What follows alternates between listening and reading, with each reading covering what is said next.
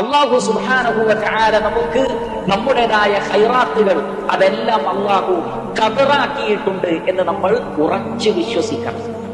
അതുകൊണ്ടാണ് മഹാനായ ഉബാദത്ത് ബിൻ സാമിത്ത് റളിയല്ലാഹു അൻഹു പറഞ്ഞത്, ഈമാനിന്റെ മധുരം ആസ്വദിക്കണമെങ്കിൽ നിങ്ങൾ ഇങ്ങനെ വിശ്വസിക്കണം: അന്നമാ അസാബക ലം യകുൽ ലിയുഖ്തിഅക വമാ അഖ്തഅക ലം യകുൽ ലിയുസീബക. നിന്നെ ബാധിച്ചതൊന്നും നിന്നെ വിട്ടുപോകേണ്ടതല്ല, നിന്നെ വിട്ടുപോയതൊന്നും നിന്നെ ബാധിക്കേണ്ടതുമല്ല.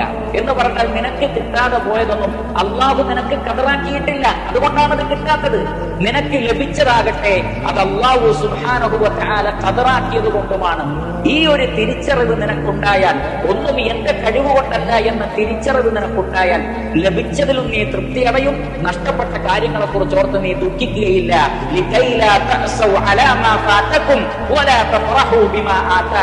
നിങ്ങൾക്ക് നഷ്ടപ്പെട്ടതിനെ കുറിച്ച് ഓർത്ത് നിങ്ങൾ ദുഃഖിക്കാതിരിക്കാനും, നിങ്ങൾക്ക് ലഭിച്ചതിൽ അമിതമായി ആഹ്ലാദിക്കാതിരിക്കുവാനും നിങ്ങൾക്ക് ഖദാ ഖദറിൽ വിശ്വസിക്കലാണ്, അതിൽ യഖീനുള്ളവരായി തീരലാണ് ഖൈറെന്ന് അല്ലാഹു സുബ്ഹാനഹു വ തആല പഠിപ്പിക്കുന്നു.